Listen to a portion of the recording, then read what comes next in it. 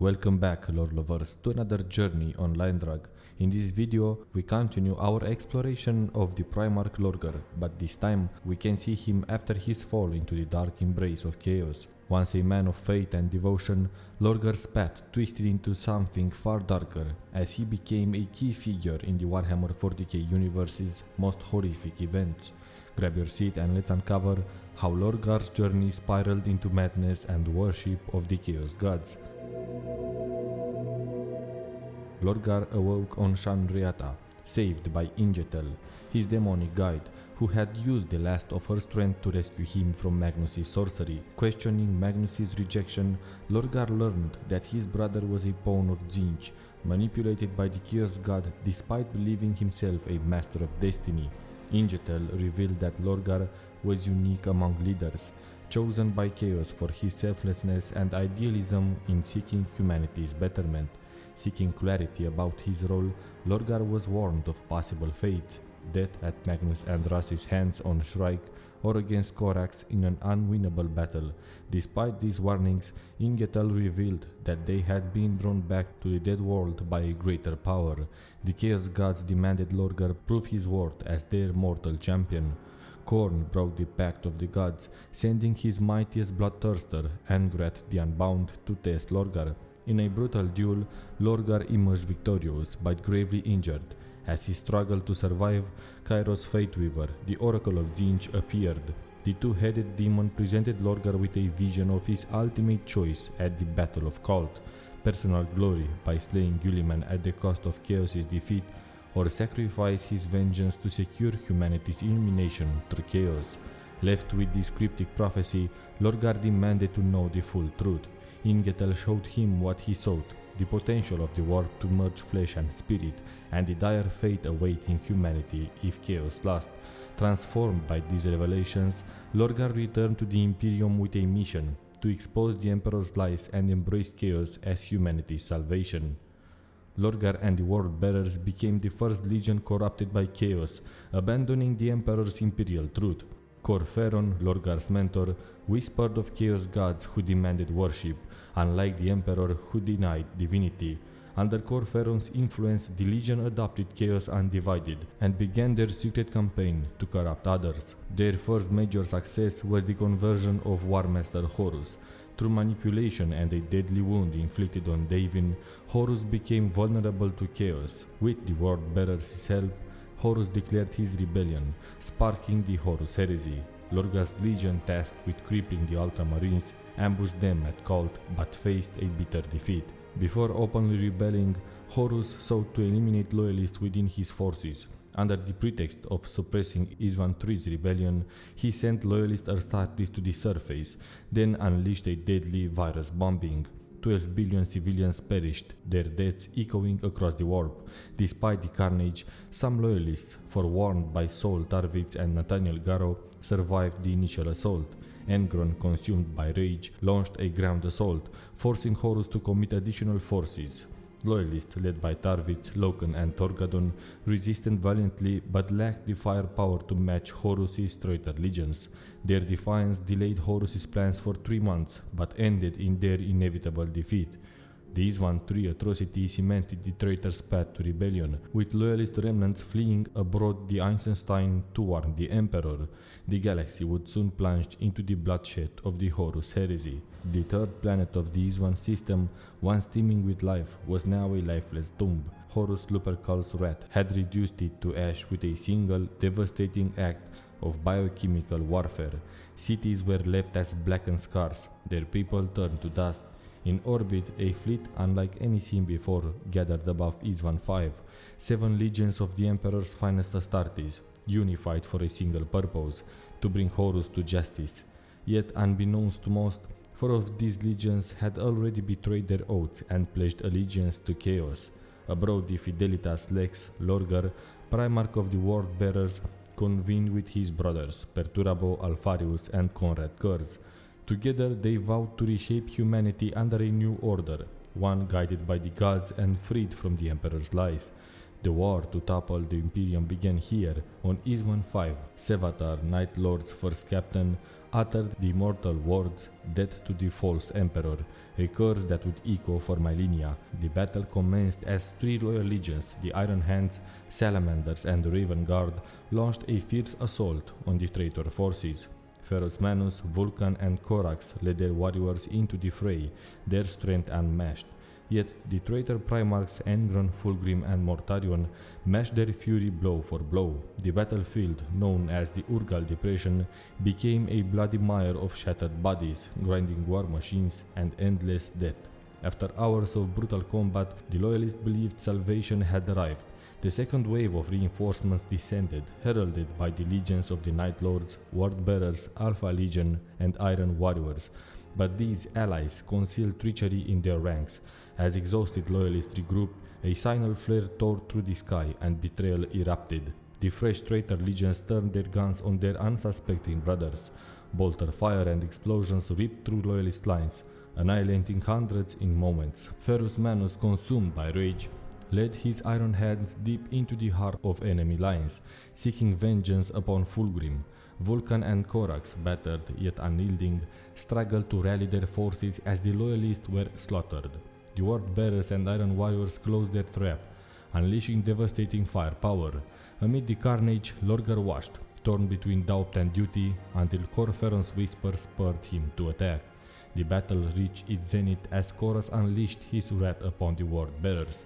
A blur of shadow and steel, the Raven Guard's Primarch carved a bloody path through the traitors, his fury unmatched. Across the battlefield, Fulgrim and Ferus clashed in a duel of demigods, their weapons ringing out like thunder. The massacre of Istvaan V was more than a battle.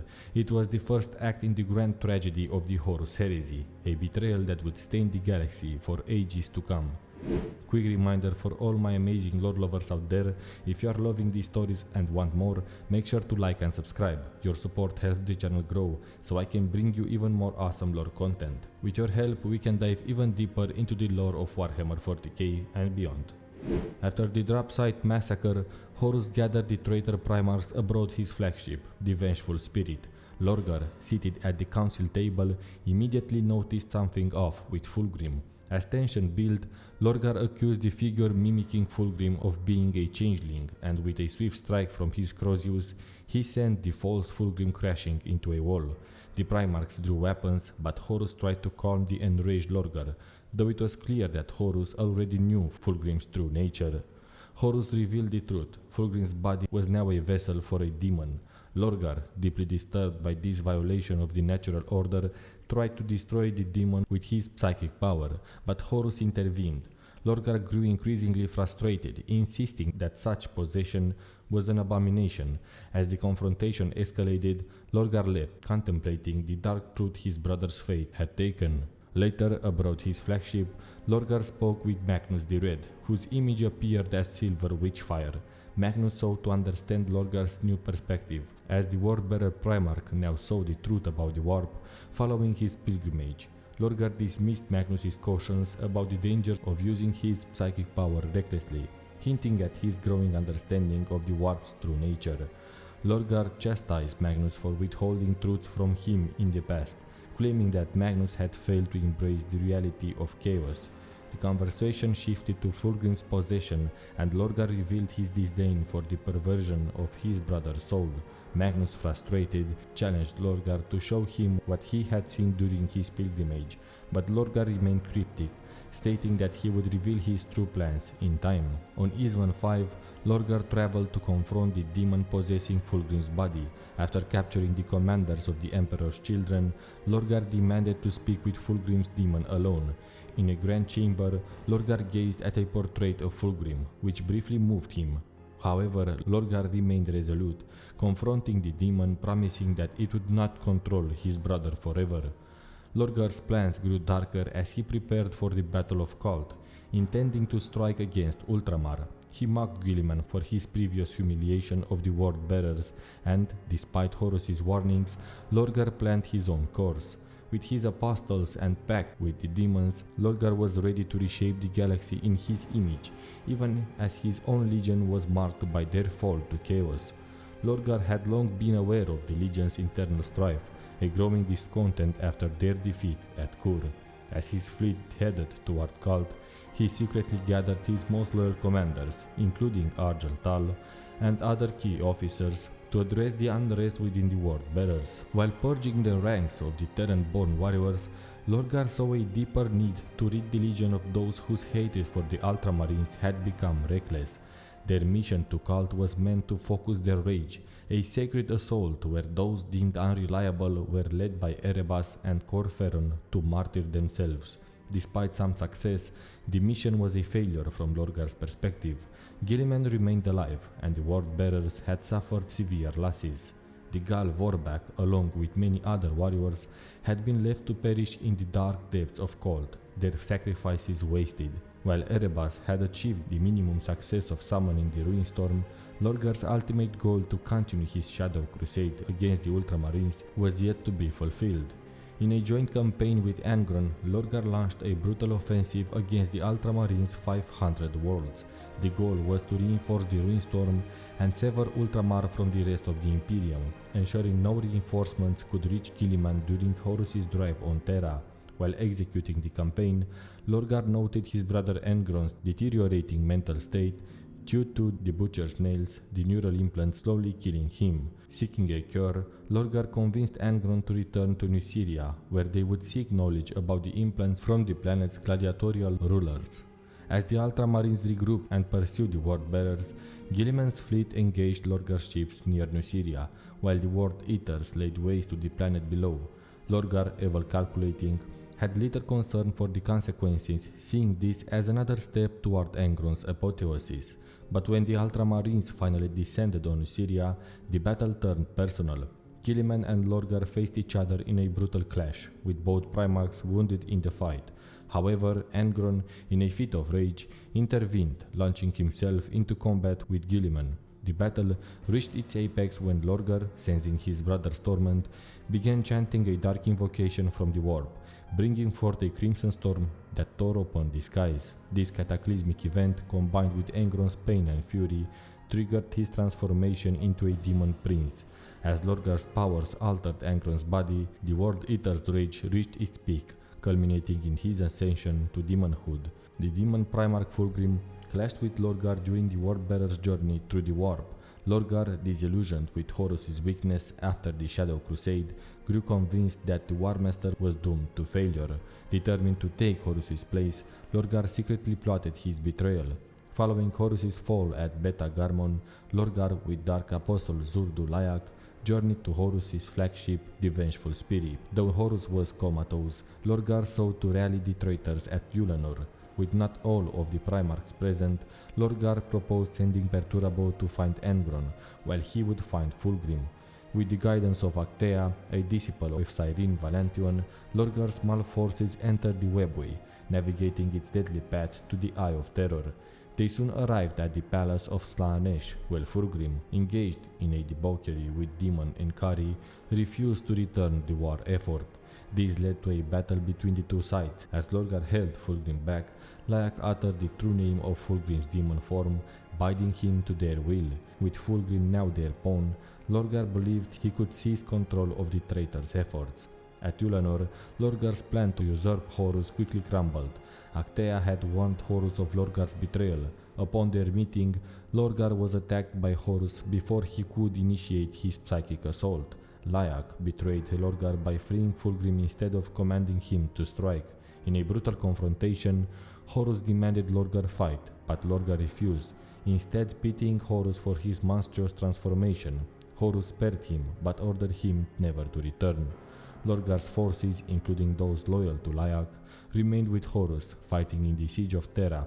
After the death of Horus, the Wordbearers retreated to the Eye of Terror, where Lorgar eventually ascended to Daemonhood. As a Demon Primarch, he became a godlike figure, revered by his legion. Though Lorgar withdrew into isolation within the Templum Inficio on the demon world of Sicarius, his legion remained unified under a dark council, his factions led by Erebus and Corferon vying for control. They waged wars of fate to bring humanity into the fold of chaos, replacing the worship of the Emperor with that of the Dark Gods, paying any cost in blood to do so. After years in seclusion, Lorgar briefly emerged to confront a monstrous entity hunting his legion. This was revealed to be Corvus Corax, the mutated loyalist Primarch. Their clash ended with Lorgar retreating, Corax vowing to hunt him down. Now, as the 41st millennium draws to a close and the Great Rift spreads, rumors abound that Lorgar had returned, leading his legion once again, preaching the word of chaos and marching at the head of a mighty army. Thank you so much for joining me on this dark journey through Lorgar's post-corruption tale. If you found it intriguing, don't forget to hit that like button and share with fellow lore lovers and subscribe for even more. And for those of you who want to join in the discussion, hop onto the Liandrug Discord, where we create a cozy space for lore lovers to chat and explore these stories together. Until next time, keep delving into the lore and stay curious.